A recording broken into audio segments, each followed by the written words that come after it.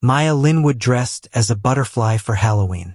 By morning, she was dead, shot in the head and dumped over 100 miles from where the party ended.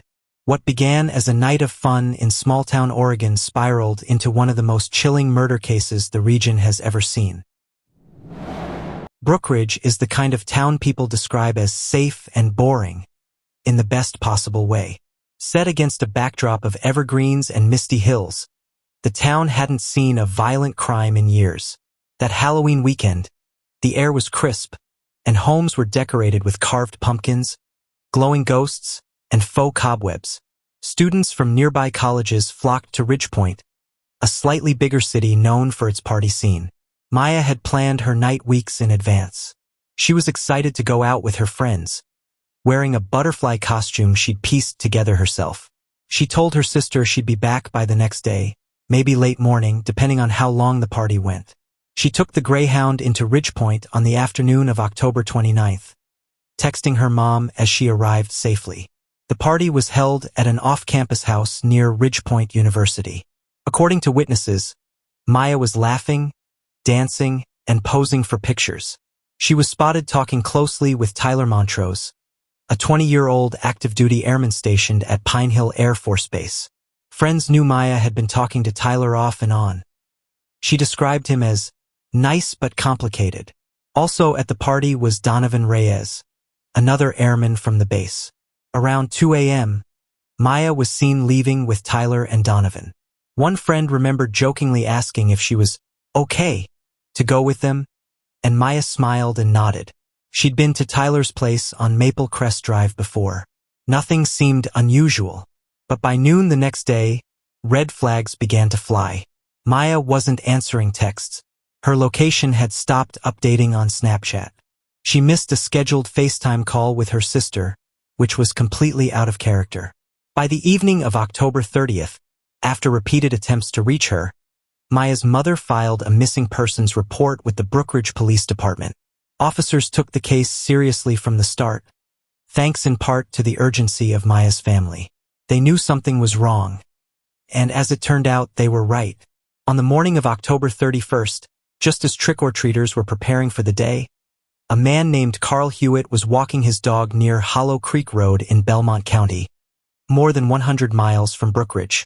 He noticed something odd near the edge of the woods, something wrapped in blankets and partially covered with branches. As he got closer, the horror set in. What looked like a human foot was protruding from the fabric. Authorities arrived within 30 minutes. The area was quickly cordoned off. Forensic teams began working the scene while Belmont County deputies called Brookridge PD, who had just issued a missing persons alert for Maya Linwood. It didn't take long to confirm the worst. A driver's license was found among the belongings, and within hours, dental records confirmed the victim was Maya. She had been shot once in the head at close range. There were no defensive wounds. Police suspected she had been killed before her body was transported and dumped.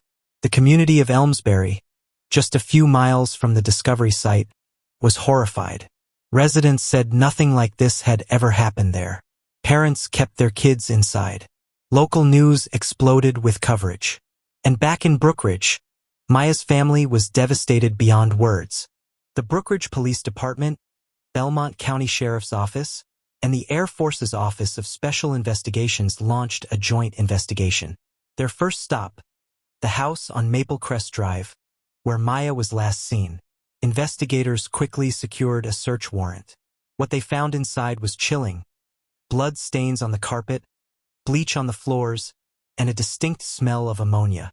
Forensics teams found traces of Maya's blood on a pillow and in the hallway. A hastily attempted cleanup had been done, but not well enough to hide the evidence. They interviewed the home's residents. Donovan Reyes claimed he had gone to sleep before Maya and Tyler arrived. He said he didn't hear anything, but neighbors told police they'd heard loud arguing around 3 a.m., followed by a car leaving quickly. Tyler Montrose initially denied knowing what happened, but cracks quickly formed in his story. GPS data from his phone placed him near Hollow Creek Road on the morning of October 30th. Even more damning was Elijah Caldwell's ankle monitor data. Elijah, Serena Caldwell's older brother, was on parole and staying at the house that night. His GPS trail mirrored Tyler's, from Brookridge to Belmont County and back within 6 hours. As investigators dug deeper, they uncovered a volatile love triangle. Serena Caldwell, 21, was Tyler's ex-girlfriend. Their relationship had been on again, off again for over a year. Friends described Serena as intense, jealous, and prone to angry outbursts. There were rumors she had once slashed Tyler's tires after catching him with another girl. It became clear that Serena was the wild card in this story. According to Tyler's later testimony, Maya and he were in his bedroom when Serena entered the house unannounced around 3 a.m. She wasn't supposed to be there. The couple had recently broken up, but Serena still had a key.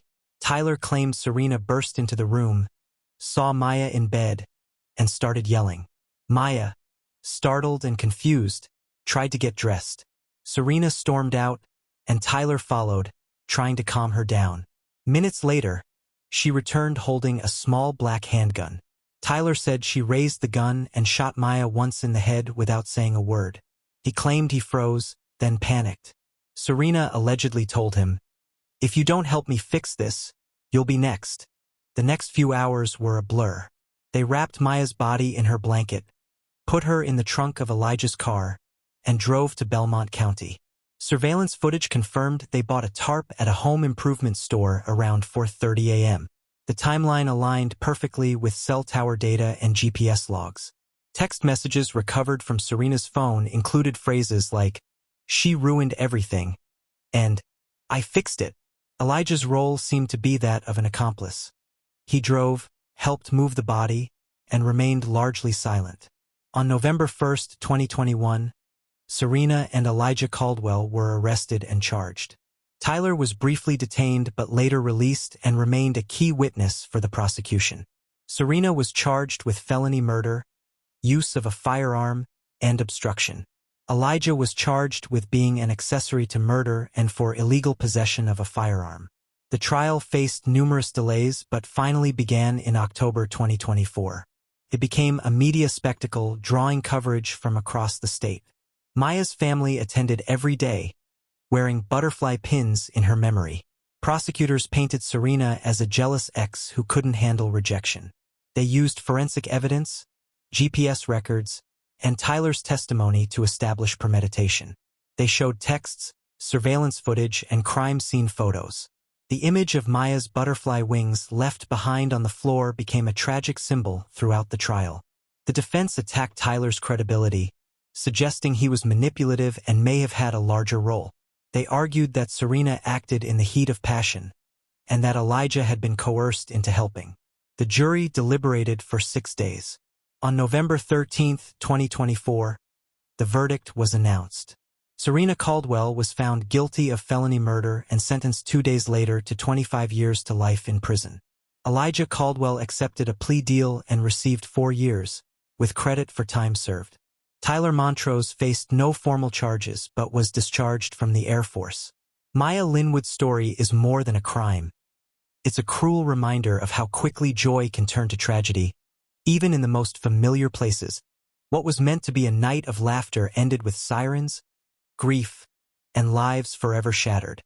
Though justice has been served in the courtroom, the emotional weight of Maya's loss lingers for her family, her friends, and an entire community that will never be the same.